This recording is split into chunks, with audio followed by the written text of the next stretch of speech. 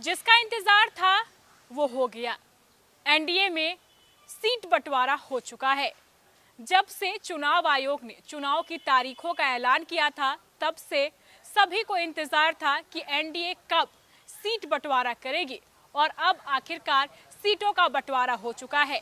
इस बार सीटों के बंटवारे में बड़े भाई छोटे भाई की जो प्रथा सदियों से चली आ रही थी, उसे समाप्त कर दी गई है।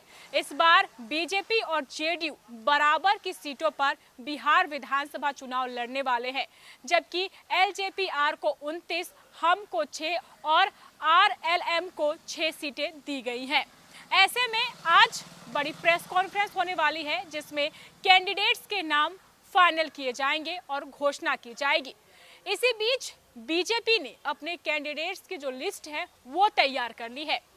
80% कैंडिडेट की वापसी हो रही है और उनके नाम फाइनल माने जा रहे हैं। हम आपको इस खबर में बताने जा रहे हैं कि वो कौन से कैंडिडेट हैं जिनके नाम आज घोषित किए जा सकते हैं। अगर आप भी जानना चाहते हैं प्रेस कॉन्फ्रेंस के पहले कि कौन कौन कैंडिडेट बीजेपी की तरफ से फाइनल है और किन किन पर विचार चल रहा है, तो इस खबर को जरूर देखिए। नमस्कार, आप देख रहे हैं फर्स्ट बिहार झारखंड और मैं हूं आपके साथ मोना तिवारी। बिहार विधानसभा चुनाव की सरगर्मी धीरे धीरे तेज होती जा रही है। अब एनडीए ने सीट बंटवारा कर लिया है। इंतजार है महागठबंधन के सीट बंटवारे का। ऐसा कहा जा रहा है कि आने वाले 102 दिनों में ही सीट बंटवारा हो जाएगा। इसी बीच आज एनडीए प्रेस कॉन्फ्रेंस कर अपने कैंडिडेट के नाम की घोषणा करने वाली है। इससे पहले बीजेपी ने अपने कैंडिडेट के नाम की लिस्ट तैयार कर ली है। इसमें खास बात यह है कि 80% उन चेहरों को फिर से मौका दिया जा रहा है जो सिटिंग विधायक है या फिर जो इसके बेहतर दावेदार है। साथ ही कुछ कैंडिडेट के नाम पर अभी भी विचार विमर्श चल रहा है। अब से कुछ ही घंटों बाद प्रेस कॉन्फ्रेंस होने वाली है, जिसका इंतजार पूरा बिहार कर रहा है। कैंडिडेट भी इस प्रेस कॉन्फ्रेंस का इंतजार कर रहे हैं और ये सोच रहे हैं कि क्या इस प्रेस कॉन्फ्रेंस में उनके नाम शामिल होंगे या नहीं। इसको लेकर सभी की जो सांसें हैं वो बढ़ी हुई है। हम आपको बताने जा रहे हैं कि बीजेपी 80% किन नामों को फाइनल कर चुकी है और इसको लेकर बीजेपी ने क्या कुछ फॉर्मूला तैयार किया है। इस बार कैंडिडेट की लिस्ट को फाइनल करने के लिए बीजेपी ने काफी जद्दोजहद की है। ऐसे कैंडिडेट के नाम चयन किए गए हैं जो चुनाव जिताकर ला सकते हैं। एनडीए की केंद्रीय चुनाव समिति की बैठक में उम्मीदवारों के नामों पर अंतिम मुहर लगाई जा रही है। भाजपा सूत्रों ने बताया है कि आज देर शाम पहले चरण के उम्मीदवारों की सूची आधिकारिक रूप से जारी की जा सकती है।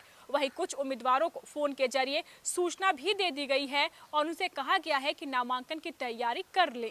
पार्टी सूत्रों के अनुसार भाजपा नेतृत्व ने इस बार यह रणनीति बनाई है कि पहले के 80% उम्मीदवारों को दोबारा टिकट दिया जाएगा। यानी अगर भाजपा 101 सीटों पर चुनाव लड़ रही है तो उनमें से लगभग 81 सीटों पर पुराने उम्मीदवार ही दोबारा मैदान में होंगे। इसका मकसद संगठन में स्थिरता बनाए रखना और कार्यकर्ताओं के उत्साह को बढ़ाना है। भाजपा की केंद्रीय चुनाव समिति की बैठक में यह भी माना गया है कि शहरी क्षेत्रों में उम्मीदवारों को लेकर कुछ हल्की नाराजगी जरूर है, लेकिन पार्टी के प्रति जनता का रुझान सकारात्मक है। ऐसे में उम्मीदवार बदलने से बड़ा फायदा नहीं होगा। पार्टी का मानना है कि यदि प्रचार प्रसार और संवाद मजबूत रखा जाए तो मौजूदा विधायक अपनी सीटें आसानी से जीत सकते हैं। सूत्रों के अनुसार पहले चरण के लिए पार्टी ने 20 से अधिक मौजूदा विधायकों को कॉल कर नामांकन की सूचना दे दी है। इनमें राजधानी पटना की बांकीपुर सीट से नितिन नवीन, दीघा से संजीव चौरसिया, लखीसराय से विजय कुमार सिन्हा और बिहार शरीफ से डॉक्टर सुनील कुमार का नाम शामिल है। विक्रम सीट से सिद्धार्थ कुमार शामिल है। सिद्धार्थ कुमार वैसे तो कांग्रेस के विधायक हैं, लेकिन पिछले साल बीजेपी और नीतीश कुमार की सरकार के विश्वास मत के दौरान एनडीए का समर्थन किया था।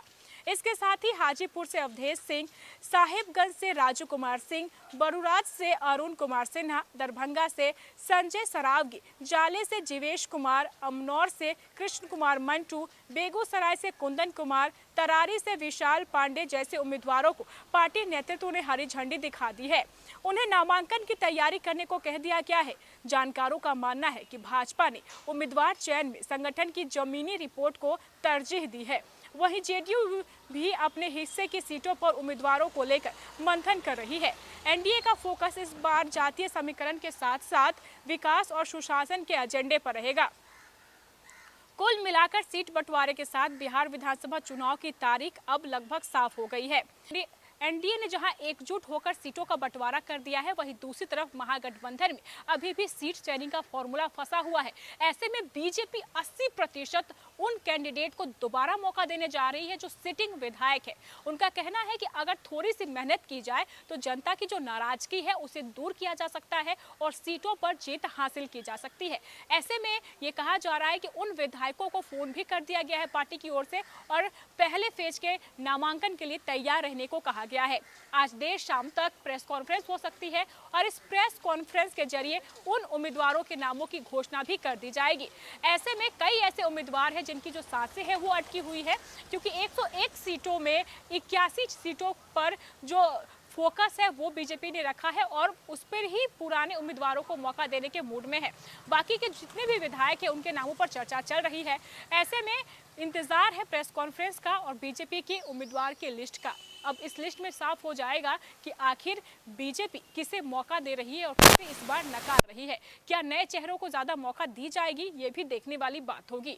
बहरहाल इस खबर में बस इतना ही। आगे की खबरों को जानने के लिए आप देखते रहे first Bihar Jharkhand. World class surgery सेवाओं के लिए नेताजी सुभाष मेडिकल कॉलेज एवं हॉस्पिटल में न्यूरोलॉजी, आधुनिक माइक्रोस्कोप से विभिन्न तरह के ब्रेन एवं स्पाइन की सर्जरी, यूरोलॉजी, लेजर और लेप्रोस्कोपी जैसे अत्याधुनिक इक्विपमेंट से यूरोलॉजी से संबंधित सभी प्रकार के उपचार। NSMCH, अम्हारा, बिहटा, पटना।